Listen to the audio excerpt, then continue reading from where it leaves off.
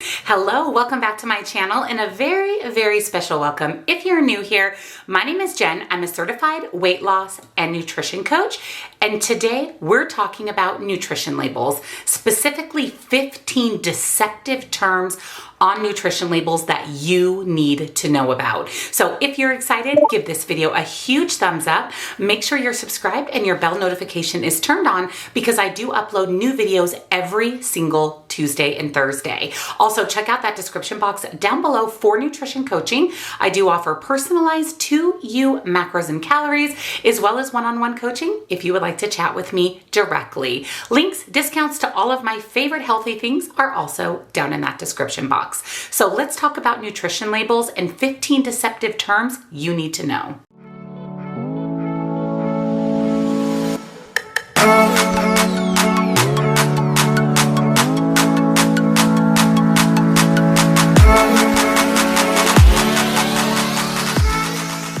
Food companies use certain terms or phrases to help sway your decision on whether or not to buy their products.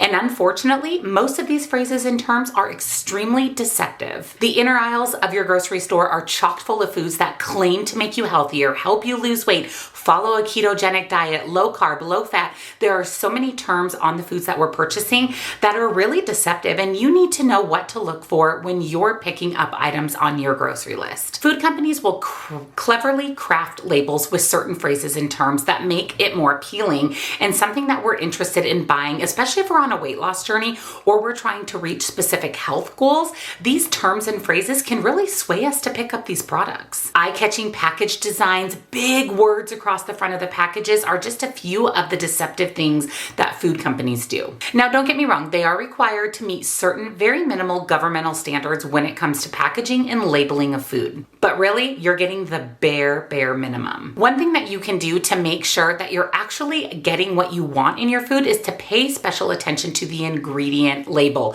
Skip over all these big claims on the front of the package and really take a good hard look at the ingredients. Make sure that that food is packed with ingredients you want to put in your body. And if not, forget what's on the front of the label and put it back on the shelf. One rule of thumb with ingredient labels is to pay special attention to the first 3 ingredients on the list. This is primarily what makes up this product.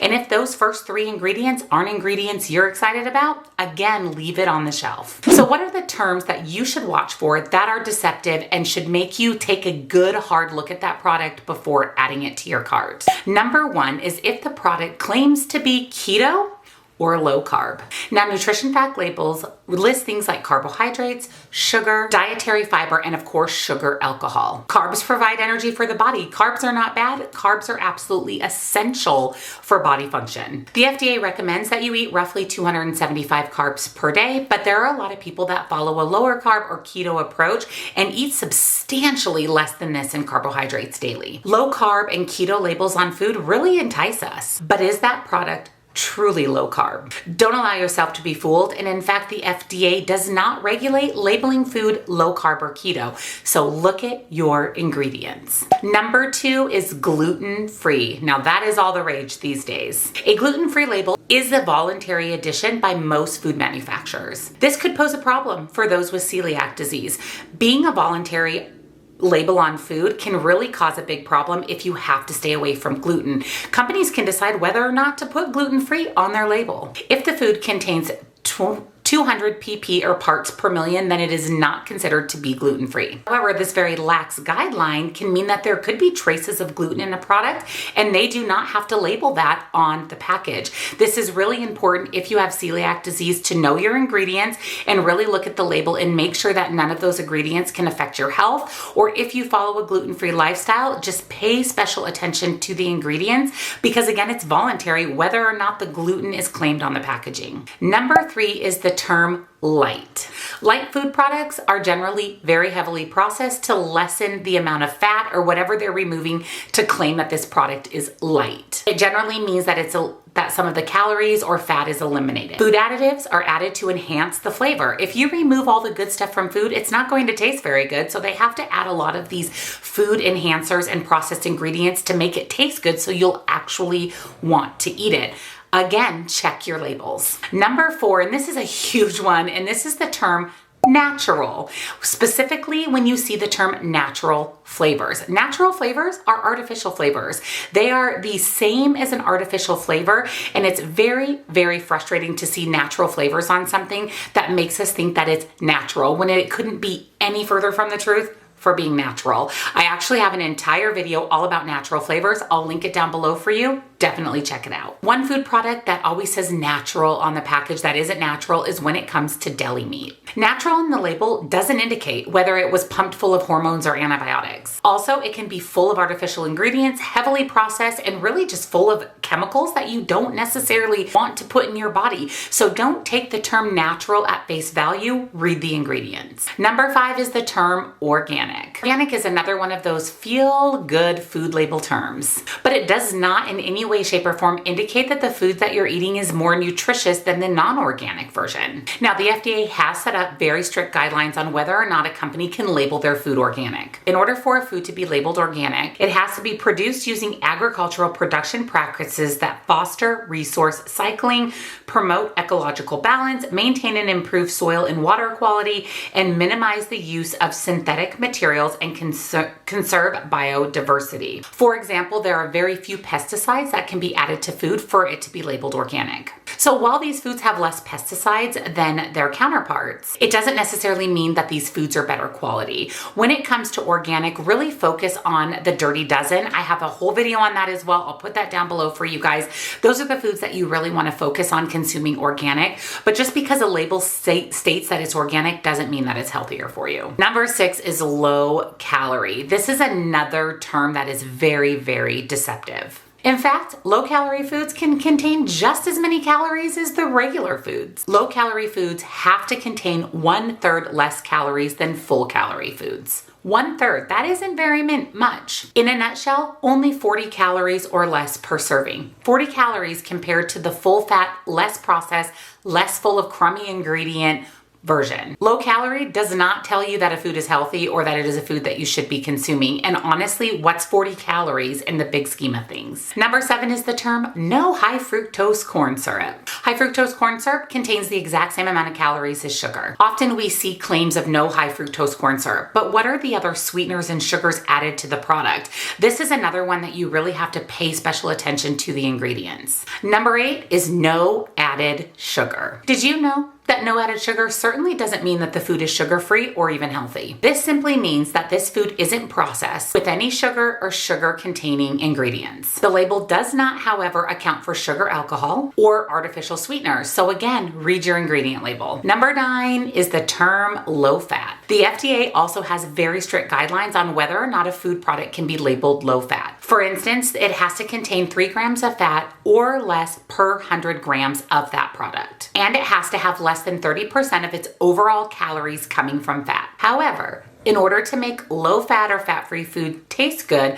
look what's added to it. There are a lot of artificial processed ingredients. And remember, sugar is one of those main ingredients that's added to low-fat or fat-free food to make it taste good and to make you want to buy more. Number 10 is the term fruit flavored. Fruit flavoring such as strawberry, orange, cherry, grape, these are all created generally very artificially. They're made to imitate real fruit flavors, but there is nothing real fruit in these. Artificial coloring such as red number 40, yellow number 5, and blue are often added to fruit flavored food products. A lot of these artificial colors have been linked to things such as hyperactivity and behavioral problems in children. A lot of food dyes have a negative effect on kids. So avoiding artificial flavorings or fruit flavored things in general can be an excellent practice, especially for children. Number 11 is the term cholesterol free. Cholesterol free does not mean that the food doesn't contain cholesterol. Believe it or not. The FDA states that the food must contain no more than 2 milligrams of cholesterol per serving. So a lot of these cholesterol-free foods still contain cholesterol, they just fall below the minimum required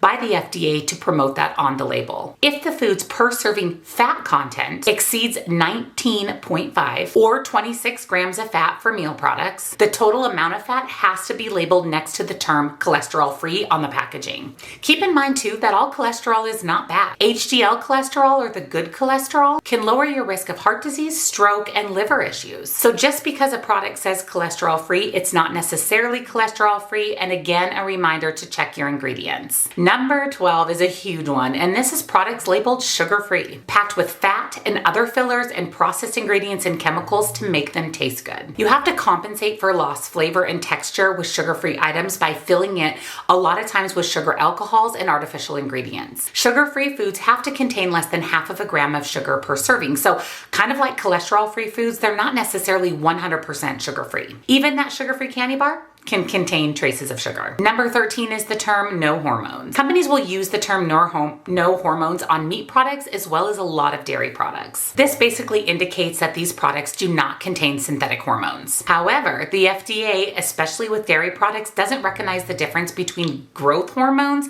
and synthetic hormones. So even though your label says no hormones, it very well may contain growth hormones, especially in dairy products. Hormone-free labels on meats, especially poultry and bison products, aren't even necessary. The FDA actually prohibits adding hormones in rearing of animals. So those labels are really not even necessary. It's the dairy products you want to keep your eye on. Number 14 is the term cage-free. Cage-free basically means that the chickens were raised without the use of cages. Other living conditions are completely unknown. Feed conditions are completely unknown. So truly, your cage-free eggs can come from chickens that are in overcrowded facilities that aren't eating the best foods. And remember, we are what we eat. Same with chickens. So if you want a good quality egg, make sure you pick up an organic pasture-raised egg. Spend the difference for these eggs. The quality is incredible and you won't be getting any artificial hormones, and those chickens roam free to eat worms and bugs and all the things chickens should eat. So look for organic pasture-raised eggs. And number 15 is the term grass-fed. Basically what this means, these animals' nutrition came from grass rather than from corn. Again, the label doesn't say whether or not they live in humane conditions or what other foods that they're eating or what other antibiotics or hormones that they could be pumped with. If you are purchasing grass-fed beef, make sure it comes from a quality source. We are a Butcher Box household. We purchase our grass-fed, grass-finished meat from Butcher Box. Also, side note with grass-fed, make sure it's grass-finished. If it just says grass-fed, then that means that those animals ate a vegetarian diet, but what was their diet finished off with? It very well could have been grain and corn. So grass-finished is really important as well. So that means their entire diet was vegetarian-based. I'm going to link Butcher Box down below for you with $30 off. If you want grass-fed, grass-finished, high-quality meat, highly, highly recommend Butcher Box. So those are the 15 most deceptive food labels that you need to know about. Let me know down in the comments, did any of these surprise you, or have you fallen into the trap of any of these food labels?